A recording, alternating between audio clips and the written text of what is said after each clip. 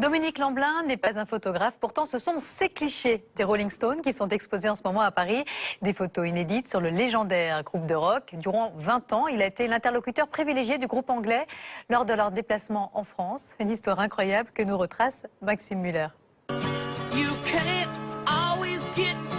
L'histoire commence en 1964, les Rolling Stones arrivent pour la première fois en France. Et à l'époque, l'énergie débordante de ces jeunes Britanniques, encore inconnus, effraie un peu la maison de disques. Elle décide alors d'envoyer un jeune étudiant qui leur ressemble, Dominique Lamblin. Les dirigeants avaient quand même un âge certain, donc ils ne se sentaient pas du tout d'humeur à aller s'occuper de gamins de 19-20 ans, très agités, avec les cheveux très longs, etc. Donc ils se sont dit, ah bah tiens, ça tombe bien, on a un gamin de 19-20 ans qui traîne dans la boîte, ils vont s'entendre très très bien. Et ils ont vu juste. Au fil des rencontres, Dominique noue une vraie relation avec les Stones, si bien qu'à chaque fois qu'ils viennent en France, le photographe amateur leur vole quelques clichés souvenirs.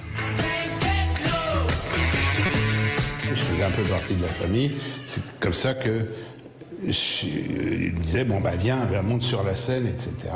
Et bien que je ne sois pas photographe, de temps en temps j'avais un appareil de photo avec moi et puis je m'y traillais.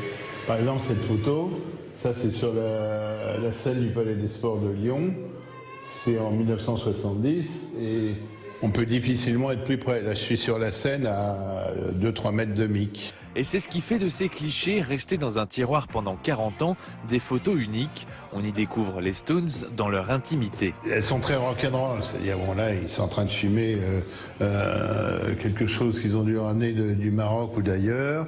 Bon là on voit Keith qui est en train d'accorder sa guitare, il y a quand même 2 bouteilles de Jack Daniels en premier plan. C'est vraiment l'ambiance Rolling Stones, rock'n'roll.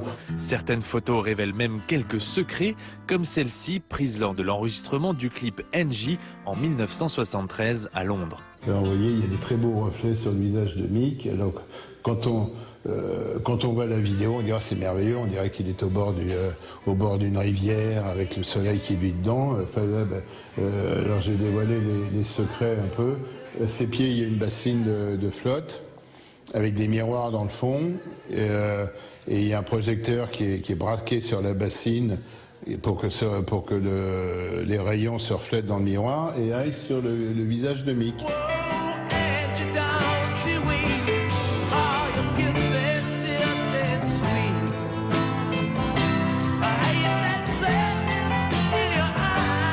Des photos à voir ou à acheter à la galerie Bluman à Paris. Comptez tout de même entre 1500 et 2000 € pour l'accrocher dans votre salon. Pour prolonger le rêve, les Stones seront en concert le 13 juin à Paris. Dominique, lui, y sera, mais il nous l'assure, sans appareil photo.